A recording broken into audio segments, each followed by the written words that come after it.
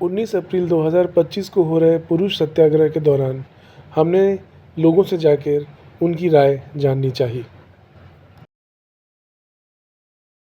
Reaction के लिए सबसे पहले हमने चुना भिलाई का most happening place, civic centre. नमस्कार, एमआरएम न्यूज़ में आपका स्वागत है और हम अपने दर्शकों के लिए एक नया प्रोग्राम लाए हैं जिसमें हम लोगों से पूछने वाले हैं जो दिल्ली में सत्याग्रह हो रहा है 19 तारीख को, उसके बारे में उनका क्या सोचना है। तो दिल्ली में जो सत्याग्रह हो रहा है वो 19 तारीख को होने वाला है, जो कि कल है, और इसमें पूरे देश से जितने भी लोग हैं वहाँ जाके पुरुषों के हक के लिए कानून एवं पुरुष आयोग की मांग रखने वाले हैं। आइए लोगों से पूछते हैं कि उनका क्या ख्याल है इस बारे में। नमस्कार, अभी व्यास नायक चंद्राकर जैसे उनका राय पूछेंगे। अच्छा भैया, अभी पुरुषों के जो आयोग बनने के लिए हम लोग 19 मार्च को सत्याग्रह कर रहे हैं दिल्ली में, उसके ऊपर आपका क्या राय है? तो बहुत अच्छी बात है, क्योंकि पुलिसों को कोई सुनवाई होती नहीं है। जब भी जाओ तो वो पुलिस वाले तो उनका ही अपन का बयान लेते ही नहीं है पुरुषों का। अच्छा। इसलिए बनेगा तो इससे पुरुष को ही फायदा होगा। हर पुरुष भी गलत नहीं होता और हर महिला भी गलत नहीं होती, तो मैं सोचता हूँ ये बने तो ज़्यादा अच्छा। और एक चीज और पूछना चाहेंगे कि अभी जो पुरुषों में आत्महत्या दर बहुत ज्यादा बढ़ रहा है, इससे आप सरकार से क्या अपेक्षा रखते हैं? सरकार से ये अपेक्षा करेंगी भाई कि महिला को और ज़्यादा वो जो दे दिया गया छूट, उनके भी कुछ अंकुश लगे। वो ज़्यादा करके है कि पैसे के भरोसे ज़्यादा वो गुमराह हो रही है महिला। जो पुरुष बेचारा कम कमाता है, नहीं कमा पाता ढंग से, उनके शौक ज़्यादा रहते हैं तो वो पूर्ति नहीं कर पाता है, इसलिए पुरुष आत्महत्या करने पे बेहोश हो जाता है। ये मेरी सोच है। धन्यवाद भैया। नमस्कार भैया, आपका शुभ नाम? हरिओम शर्मा, मैं सेक्रेटरी भिलाई में रहता हूँ। और आज के समय के बारे में जो आप बोल रहे हो, पुरुषों के बारे में पूछ रहे हैं आप, उसके बारे में मेरा यही कहना है कि एक समय था हमारा पुरुष प्रधान था समय। अब क्या है, शिक्षा पे जोर दिया गया। शिक्षा से ये सोचा गया कि जो हमारा दबा हुआ समाज है, महिलाएं हैं, बहनें हैं, बेटियां हैं, जो भी हैं, आगे बढ़ेंगी, अपने पैरों पे खड़ा होंगी, अच्छा समाज बनेगा। लेकिन उसका दुरुपयोग अब ज़्यादा होने लगा है, पढ़ाई लिखाई का दुरुपयोग, जिससे कि पुरुषों को एक हीन भावना की तरह से देखती है पढ़ी लिखी लड़की। एक अनपढ़ आदमी एक पढ़ा हुआ आदमी अनपढ़ महिला से शादी कर लेता है, लेकिन एक पढ़ी लिखी महिला अनपढ़ पुरुष से शादी नहीं करती है। यानी साफ झलकता है कि वो एक हीन भावना से देख रही है वो, है ना। तो इसके कारण आजकल आप देख रहे हो कहीं फांसी लगा रहे हैं लोग, कई आत्महत्या, कई घुट घुट के जी रहे हैं कई लोग। तो ऐसा प्रभाव पड़ रहा है समाज में, जो कि नहीं होना चाहिए। एक सवाल मैं ये पूछूंगा कि पुरुषों के लिए आयोग बनना चाहिए कि नहीं चाहिए, और इसमें आप सरकार से क्या बोलना चाहेंगे? देखिए, आयोग तो बनना चाहिए। अगर ऐसी स्थिति है तो आयोग तो अवश्य बनना चाहिए। और सरकार से ये निवेदन है कि जैसे कहते हैं सब समान हैं, हम स्त्री पुरुष सब समान हैं, पर उनके लिए, पुरुषों के लिए भी कुछ ऐसा हो जिससे कि हम अपनी बातें वहाँ रख सकें, कह सकें अपनी परेशानियाँ। क्योंकि पुरुषों की सुनने वाला आज कोई नहीं है। अगर हम आपस में बात करते तो हंसी के पात्र बन जाते हैं। तो सरकार को इस बारे में जरूर सोचना चाहिए, एक आयोग बनाए या कोई ऐसा संगठन बनाए जिससे कि आदमी अपना बात वहाँ पक्ष रख सके। धन्यवाद जी, धन्यवाद। आपका शुभ नाम? प्रियेश। सिद्धार्थ। एक क्वेश्चन ये है कि आप पुरुष आयोग के बारे में आप लोगों का क्या ख्याल है? पुरुष आयोग का ख्याल क्या होना चाहिए, need of the society, need of the यार, और होना चाहिए। आजकल केसेस ज़्यादा हो रहे हैं, मिसयूज भी काफ़ी हो रहे हैं। क्या है ना, हमेशा चीज़ें हमेशा वुमेन्स के लिए हमेशा सबसे ज़्यादा प्रायोरिटी हो गई, कुछ साल से चले आ रहा है। फेमिनिज्म के नाम पे बहुत सारा फ़ायदा भी उठाया जा रहा है इस चीज़ का। तो ये मेंस ऑर्गेनाइजेशन बनाना बहुत इंपॉर्टेंट, क्योंकि ऐसे बहुत सारे केसेस हैं जहाँ पे कुछ मतलब फीमेल्स फ़ायदा भी उठा लेती हैं कि हमारा जैसे लॉ है कि अगर जाके लड़की ने कंप्लेन कर दिया, भली वो गलत होगी, लेकिन सबसे पहले एक्शन मेन पे हो ही जाता है, बिना पूछे ना, बिना कुछ बात के। जैसे अभी हाल ही में केस हुआ, जैसे मतलब आपकी भी नॉलेज में आता रहता होगा कि लड़की गई, फॉल्स कमिटमेंट का कुछ केस डाल दिया, गलत कुछ डाल दिया, तो सबसे पहले पुलिस जाके बिना बात किए लड़के को उठा लेगी। एंड ना बातचीत, पहले वो सब कुछ हो जाएगा, वो उसके साथ फिर बाद में फिर चलेगा 2-3-4 साल केस, उस लड़के की करियर ख़राब हो जाएगा। लेकिन वुमेन के साथ वैसा नहीं है। तो ऑर्गेनाइजेशन बनना बहुत इंपॉर्टेंट है जहाँ पे ऐसी कुछ आवाज़ें उठा सकें कि लॉ को बदलना तो बहुत ज़रूरी है इस चीज़ के लिए। भाई जेंडर न्यूट्रल लॉ तो आना चाहिए, क्योंकि जैसा ये बोल रहा है वो सही बोल रहा है कि अभी जो केस किया लड़की ने, राइट, तो बिना इन्वेस्टिगेशन के पहले ही एक्यूज बना दिया जाता है लड़कों को, और ओनस आ जाता है लड़कों पे कि प्रूव करो कि आप सही हो, इंस्टेड ऑफ वो लड़की पे है। जी। ठीक है, लड़की को खाली केस वो डालना है कि आप गलत हो, आपने ये किया। लड़की को प्रूव करने की भी जरूरत इतनी नहीं है, लेकिन लड़कों को करना पड़ता है, तो वो चेंज होना चाहिए। अच्छा, जो मेंस कमीशन बनेगा उसके अंदर में क्या क्या प्रावधान होने चाहिए? पहला प्रावधान तो ये होना चाहिए कि इमीडिएटली जेल नहीं होनी चाहिए किसी को भी, राइट, किसी के भी कंप्लेंट पे, क्योंकि उसको टाइम देना चाहिए कि अगर किसी ने कुछ डाल दिया, राइट, तो उसको प्रूव करने के लिए उसको मिलना चाहिए, राइट। सेकंड है कि इन्वेस्टिगेशन थॉरली होनी चाहिए, और ओनस दोनों पे रहे प्रूव करने के लिए, अगर वो ट्रायल होते हैं कि भाई अगर लड़के ने भी कुछ कहा है तो वो भी प्रूव लड़के को ही करना पड़ता है, ठीक है, लड़के को कुछ नहीं करना पड़ता। तो दोनों साइड वो इक्वल होना चाहिए, ऐसा। और अभी जो पुरुषों की जितने आत्महत्याएं अभी जो है वो करीबन महिलाओं से 2.5 गुना से ज्यादा है, तो इस बारे में आपका क्या विचार है? इसका रीज़न यही है कि जो हम ना कोई सुनता है पुरुष का, और कहीं ना कहीं आवाज़ उठती है। अगर बात वही जो बोल रहे हैं कि अगर लड़की एक आवाज़ उठा दे आज यहाँ पे खड़े होके, तो 10 लोग आ जाएंगे उसको साथ देने के लिए, लेकिन लड़का अगर यहीं पे रोड पे खड़े होकर कुछ बोलना चाहिए, अपने आप को एक्सप्रेस करना चाहिए, उसके लिए कोई प्लेटफॉर्म नहीं है, ना कोई सुनना चाहता है। तो इसलिए ऐसा ऑर्गेनाइजेशन की बहुत ज़्यादा ज़रूरत है कि कम से कम कुछ किसी, जैसे किसी मान लो मेरे साथ कुछ बीत रहा है और मैं उसको कुछ एक्सप्रेस करना चाहता हूँ, तो ऐसा प्लेटफॉर्म हो, जैसे आपके थ्रू एक प्लेटफॉर्म मिले कि जहाँ पर वो कुछ बोले तो लोग सुने भी उसका, और फिर उसको सपोर्ट में कुछ काफ़ी सारे लोग भी आए, उनका प्रॉपर इन्वेस्टिगेशन हो, और देन फिर जो आगे होगा फिर वो प्रॉपर तरीके से होना चाहिए। और सेकंड एक चीज़ और है, लाइक ये एक लीगल एस्पेक्ट हो गया। सेकंड है कि मेंस को भी और सपोर्ट में आना चाहिए। लाइक अगर किसी के ऊपर होता है, राइट, तो पहला ऐसा है कि स्टिग्मा ऐसा रहता है कि लड़की ने झेला है, ऐसा आता है, राइट, लेकिन ऐसा 100% श्योर नहीं होता हर केस में। रिसेंटली अभी 2-3 केस हुए भी हैं, ऐसा काफ़ी डिटेल्ड सब कुछ मतलब दिया था, जैसे सुसाइड किया था तो सुभाष नाम था शायद, राइट, तो काफ़ी डिटेल में उसने बताया हर चीज़, उसने क्या क्या किया, राइट। और कोर्ट से भी वैसे था, मतलब कुछ हो नहीं रहा था, उसको बार बार डेट्स पे जाना पड़ता था, सब कुछ करना पड़ता था, और फ्रस्ट्रेट होकर उसने वो कर दिया। तो और मतलब ओवरऑल ऐसा है कि सिस्टम चेंज होने के लिए सोसाइटी में भी अवेयरनेस होनी चाहिए, और लीगली पैरेलली मतलब कोई कानूनी बनना चाहिए जो डिस्क्रिमिनेट ना करे, राइट। तो ऐसे ऑर्गेनाइजेशन और भी बनने चाहिए। एक आप बहुत अच्छा काम कर रहे हैं, तो इसको तो आगे भी जाना चाहिए, आपके चैनल को भी, और भी ऐसे ऑर्गेनाइजेशन बनने चाहिए जहाँ पर कम से कम और लोग आके सब जितने पुरुष है इकट्ठा होकर एक अपने लिए कुछ एक सही और गलत का कुछ वो कर सकें। मतलब बहुत सारे ऐसे केसेस भी है ना जहाँ पे शुरू से, मतलब अभी तो ये हाईलाइट हो रहा है। जैसे एक कोई केस हुआ था पंजाब का, जिसमें लड़की ने फोटो खींच के एक लड़के का डाल दिया था, नाम याद नहीं आ रहा है, ये हरास कर रहा है, उसको 2 साल ट्रायल या कितना करना पड़ा। बाद में कोर्ट ने प्रूव किया कि भाई नहीं ये गलत है, लड़की ने फॉल्स एक्यूजेशन किया है, ठीक है, लेकिन हुआ क्या, अल्टीमेटली उसको सफ़र करना पड़ा 2-3 साल, उसकी इमेज खराब हो गई, सब कुछ हुआ। लड़की पे क्या हुआ, कुछ नहीं, वो निकल गई। बेसिकली यही इम्पोर्टेंट है कि जितना फेमिनिज्म आना था आ चुका है। अब लड़कों को भी इक्वल राइट्स की बहुत ज़रूरत है। जितना अवेयरनेस फैलना चाहिए था लड़कियों के लिए वो फैल गया, अब लड़कों के लिए बहुत ज़रूरी है। फेमिनिज्म भी वो गलत ही समझते हैं, फेमिनिज्म उसका फायदा उठाने लगे हैं, हाँ, बहुत सारे लोग फायदा उठाने लगे। फेमिनिज्म ठीक है, अच्छी बात है, लेकिन वो फेमिनिज्म के नाम पे वो फायदा भी उठा रहे हैं। और फेमिनिज्म का मतलब ये नहीं होता कि इक्वल होने के चक्कर में आप गलत करो, राइट। फेमिनिज्म में ठीक है, आपको अपॉर्चुनिटी मिल रही है, आप जॉब करो, सब कुछ, लेकिन आप वो रिस्पॉन्सिबिलिटी भी लो, राइट। वो रिस्पॉन्सिबिलिटी भी लो जो लाइक लड़के भी ले रहे हैं, राइट।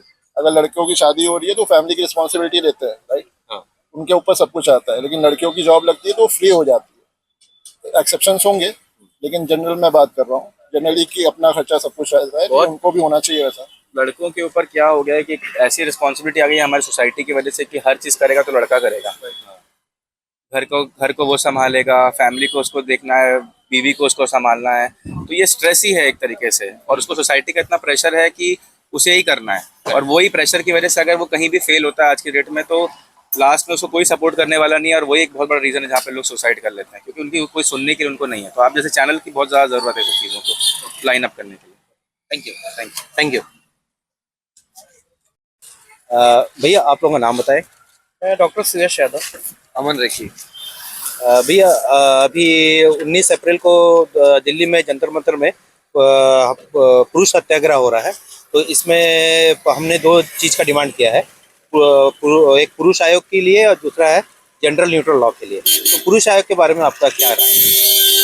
पुरुष आयोग तो अब ऐसा हो गया है कि हम पहले बोलते थे बेटी बचाओ बेटी पढ़ाओ बेटी को आगे बढ़ाओ, अब तो है कि बेटे को बचाओ बेटे को आगे बढ़ाओ, सब शिक्षा बेटी को देंगे, यही हो गया अब सब चीज़। अब आगे चल के ये हो रहा है कि जितनी शादियां वादियां चल रही है अपने यहाँ, तो पुरुषों को ऐसा दिखाया जा रहा है कि शादी सिर्फ एक प्रकार से महिलाओं के लिए है, शादी उनका कल्चर है, लेकिन इक्वली ये नहीं बताया जाता है कि शादी पुरुषों का भी शादी में उतना ही महत्व है जितना महिलाओं का है।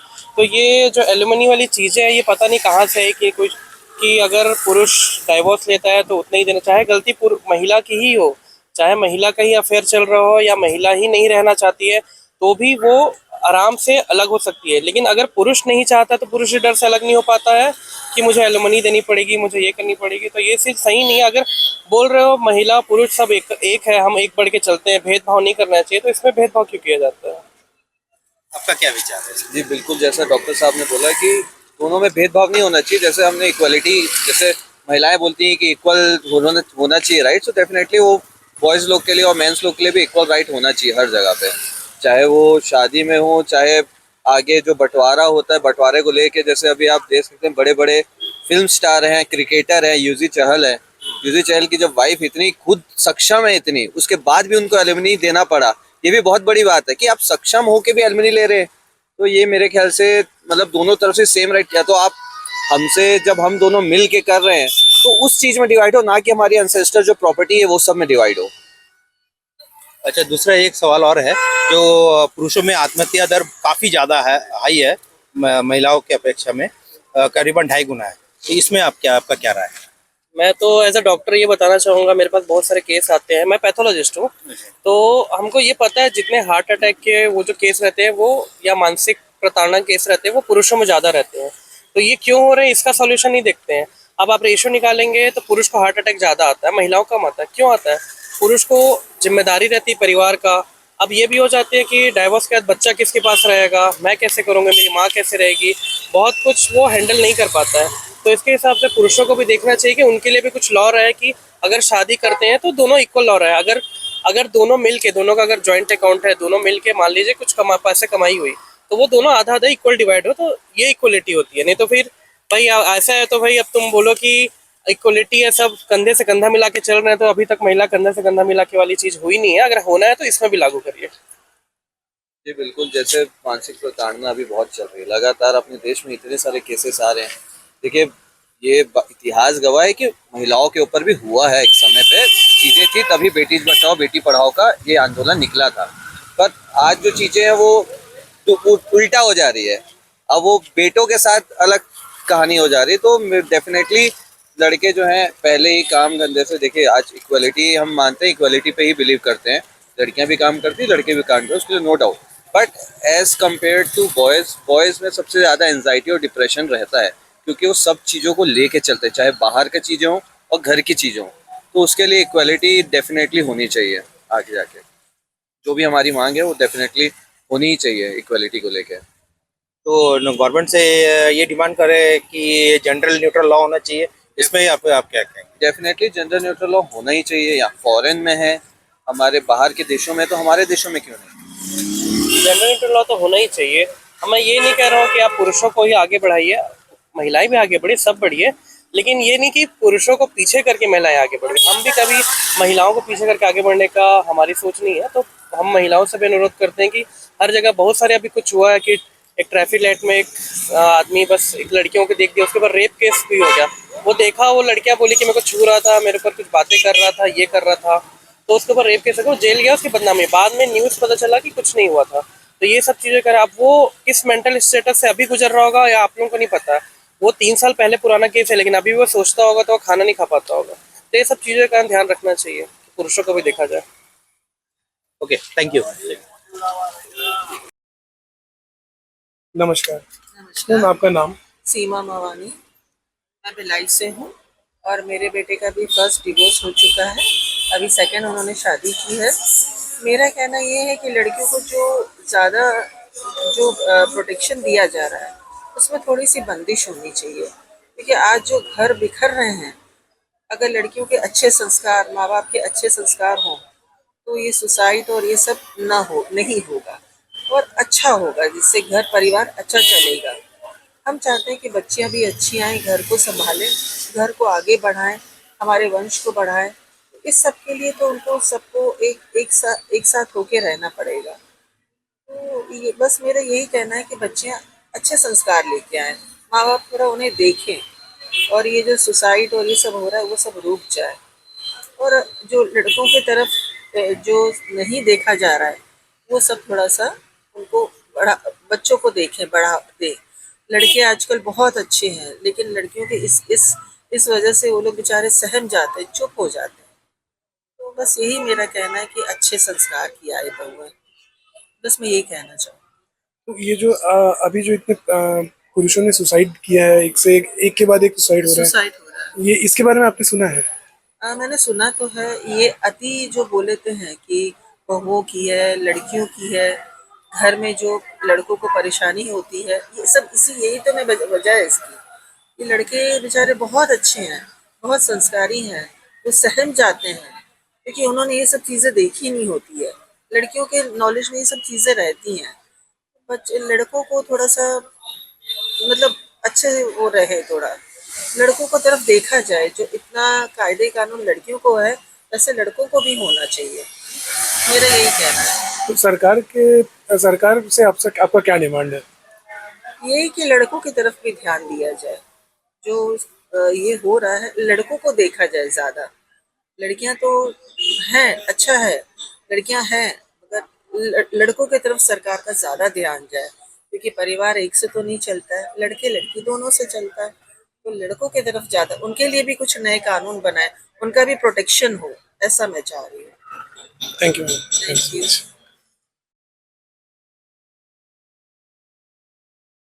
आज हम कवर करेंगे भिलाई का one and only mega mall Surya treasure island.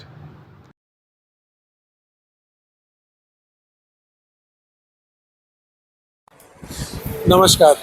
कल हम लोग गए थे सिविक सेंटर लोगों का राय जानने सत्याग्रह के ऊपर, जो कि आज दिल्ली में चल रहा है। आज हम आए हैं Surya treasure island mall Bhilai में लोगों का ओपिनियन जानने के लिए कि उनका क्या कहना है हमारे सत्याग्रह के बारे में और हमारे इन डिमांड्स के बारे में। आइए चलते हैं लोगों का व्यू जानने। नमस्कार। सूर्या ट्रेजर मॉल में आज हमारे साथ में है, आपका शुभ नाम? अंश महाजन, आयुष्मान साहू। आप करते क्या हैं? मैं ऐप डेवलपर हूँ और अभी इंजीनियरिंग कर रहा हूँ जी।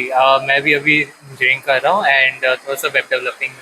Okay, thank you. अच्छा, अभी आज के दिन में पुरुषों के लिए, अधिकारों के लिए सत्याग्रह हो रहा है, तो उसमें हमारा दो कॉमन पॉइंट है। एक तो है पुरुष आयोग की डिमांड और जेंडर न्यूट्रल लॉ। तो पुरुष आयोग के बारे में आप क्या कहना चाहेंगे? देखिए, पुरुष आयोग की ज़रूरत तो है क्योंकि जब से भारतीय न्याय संहिता आया आर्टिकल 377 हट गया, जो कि जिसमें जेंडर न्यूट्रल लॉज और मेंस राइट्स दोनों की क्लॉजेस हट गए। तो उस हिसाब से अगर कोई भी औरत है वो कोई भी कभी भी हमारे पे कुछ भी केस करके जा सकते हैं और बिना किसी भी सबूत के उसका केस नलिफाई हो सकता है। ओके जी, मेरा ये कहना है कि अगर हम लोग कभी भी कोई भी हम लोग की बातें होती है, अगर कभी भी कोई लॉफुल बातें होती है अगर किसी फीमेल एंड मेल के बारे में, तो फिर मेल्स के पास में कोई भी राइट्स नहीं बचते हैं और जो बहुत ज़्यादा ही बेकार बात हो जाती है। और अगर हम लोग बोलते हैं कि ठीक है, वुमेंस के ऊपर में बहुत सारी चीज़ें वायलेंस होती है, बट स्टिल अगर लॉफुली अगर अपन देखें तो मेंस के साथ में सेम हो रहा है, जिसके बारे में कोई कुछ नहीं कह पा रहा है और वो बहुत बुरी बात है।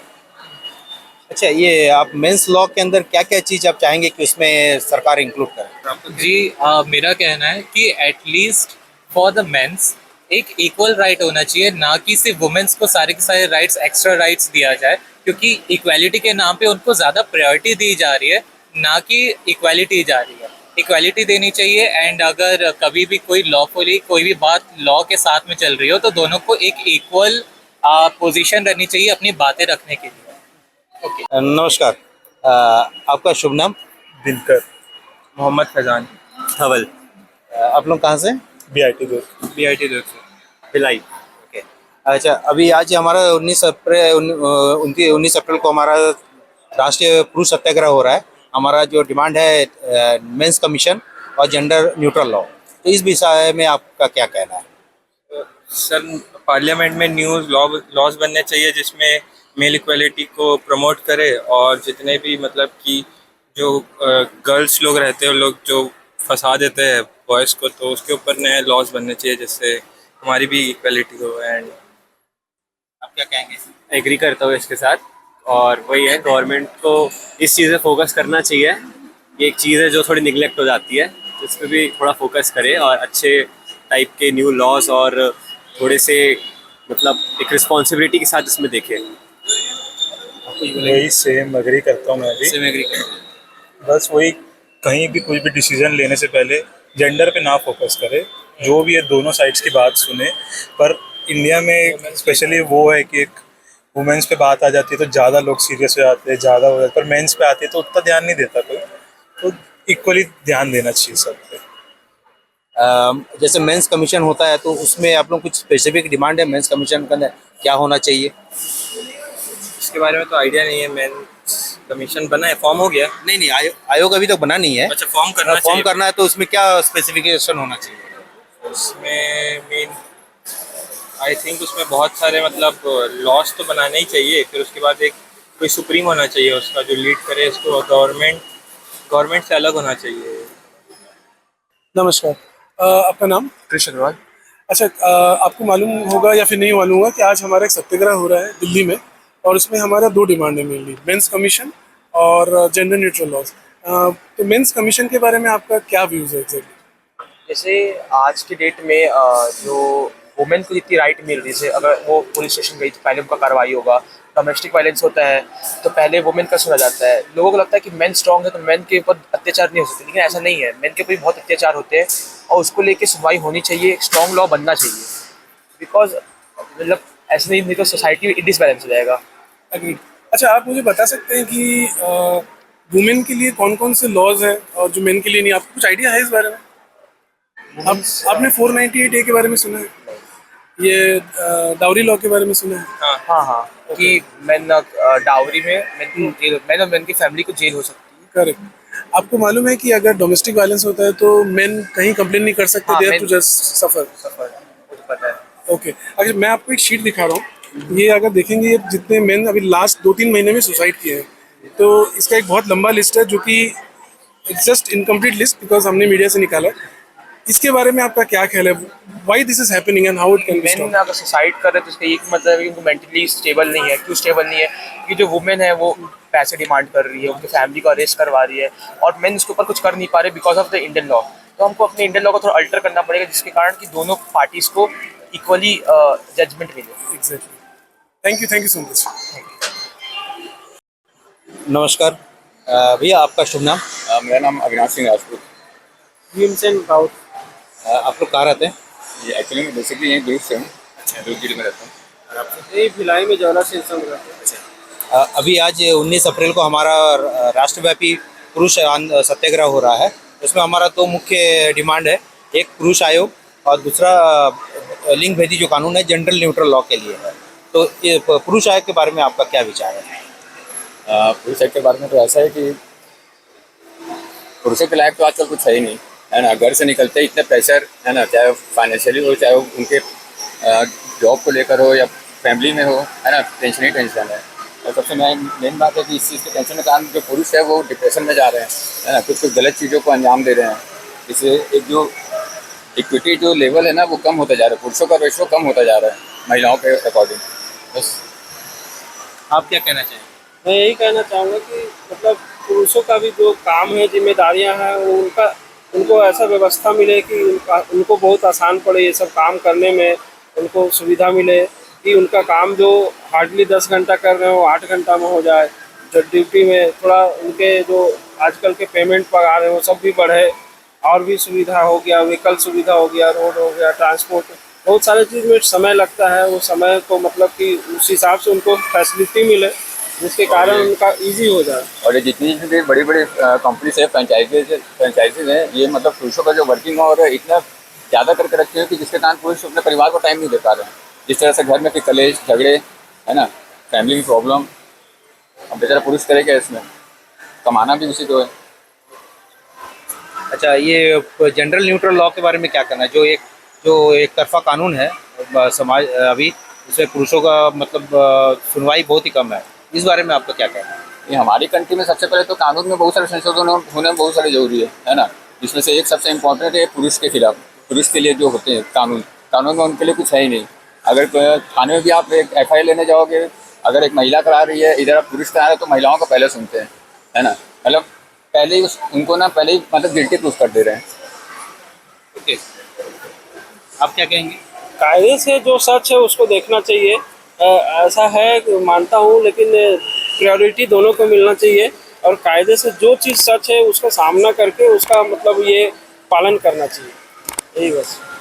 एक्चुअली पुरुषों को सुनवाई ही नहीं है, એટલે सुनने के लिए कोई होना चाहिए ना, ये चीज़ है ही नहीं। धन्यवाद।